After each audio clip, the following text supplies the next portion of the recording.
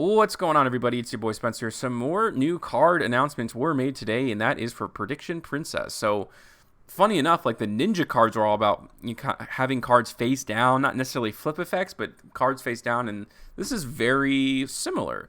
So this is a flip archetype, which probably isn't the most exciting thing in the world, but the cards are actually pretty decent. So we'll go ahead and go through them, and then we're going to go over all the other Prediction Princess cards that already exist, which there aren't that many, so this will be a fairly short video. Yeah. Okay. So we'll go Prediction Princess, something, blah, blah, blah, blah, Muse.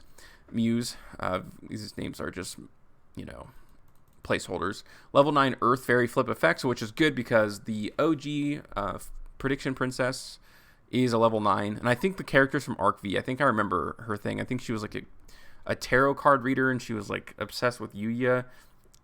Like I watched that show such a long time ago, but I think that's what it was.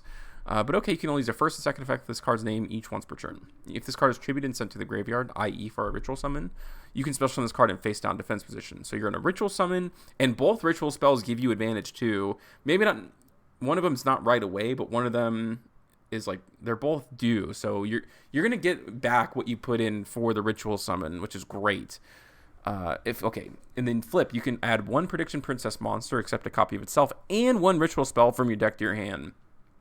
So you ritual summon this, you bring it back in defense position, you flip it up, and you get 2 more cards. So that's obviously just very good for card advantage. And makes it so that you can play less of the other cards, so you have less bricks, because you can just add them. Which is great. It's great. Your opponent cannot target ritual monsters you control with card effects. Also, they cannot be destroyed by your opponent's card effects. So, it pluses you. It protects you a little bit. And you can just keep tributing it and just keep bringing it back, right? If it's just back on the field, you can just use the ritual summon again. So this is great. Like, this is a really good start, especially when after reading those ninja cards, like, this is insane. I feel like if there was just a meta for these 2 archetypes. Okay, so this is a new ritual monster. This is a level 9 Dark Fairy ritual flip effect of Ritual Flip. 1200 attack kind of sucks, but in 2700 defense is a little disappointing too, especially for a level 9. But I think, from what I remember, like, the effect's pretty good. So you can ritual summon this card with Nether Prediction Ritual, and it's so close because the ritual spell, I looked at it, it does not mention this card in it, at least like through the text as it is now. Because pre-prep needs to have the name on the ritual spell, not the ritual monster. Must be ritual summon and then can be special summon with Prediction Princess Tarot Tray, and that's the OG boss monster of the deck. You can only use the first and second effects of this card's name once per turn. Flip, you can special summon 1 flip monster from your deck in face down defense position. So there's a lot of things you can do with that, of course. There are a lot of flip monsters. I'm sure this will try to attempt to be splashed in other flip-based archetypes. There's literally so many to name, like Guru and whatever. Quick effect, you can activate one of these effects. And you can use both, which is great. So you can flip it and then use its other effect. You can change any number of face-up monsters you control to face-up defense position. Change any number of face-up monsters you control to face down. So just ways to loop your cards. Yeah. These are hard once per turns, but there's obviously a lot of other flip monsters that you can bring out from the deck and like immediately use.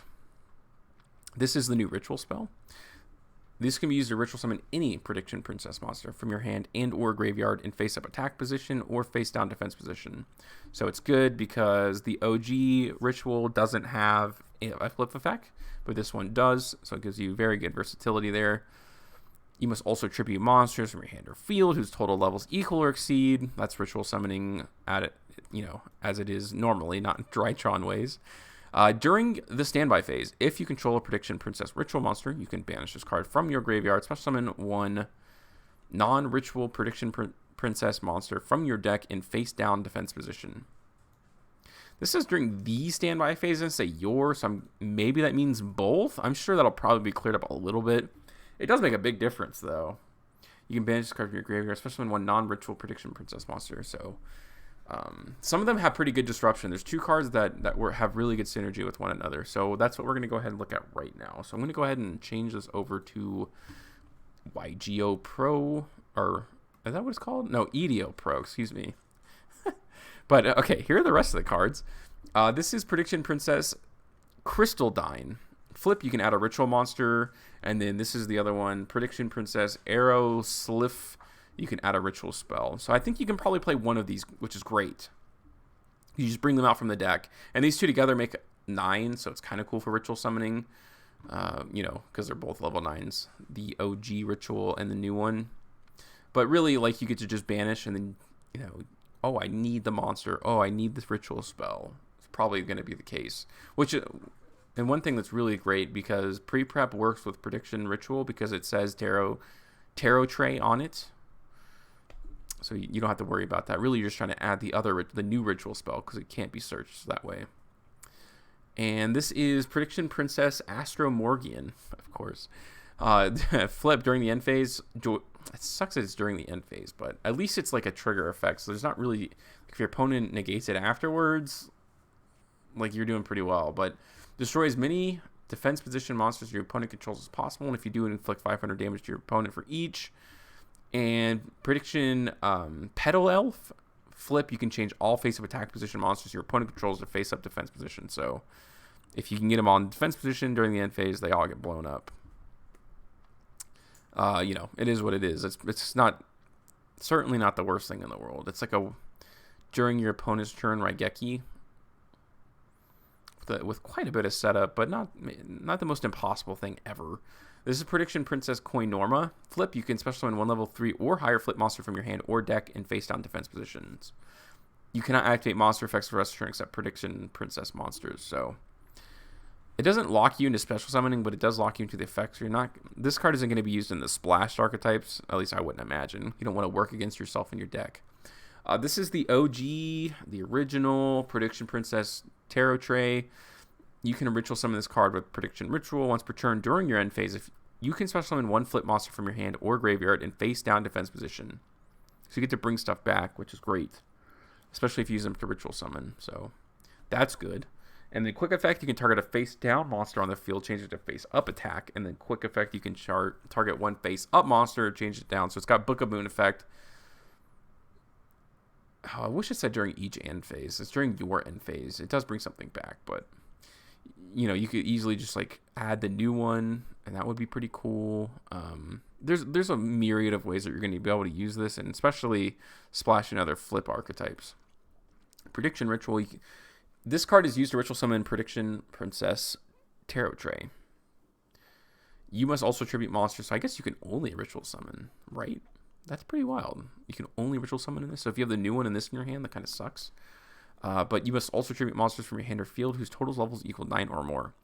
During your main phase, except the card that's returned to the graveyard, you can banish this card, add 1 Prediction Princess monster from your deck to your hand. So, like I talked about earlier in the video, both of them have graveyard effects. And especially combined with the new support, you get to do some really, really, really cool stuff. Where you're just, like, normally in ritual summoning, like, you're just using all your cards and it sucks really badly. Like, this definitely changes things big time. Black Catastrophe, hilarious.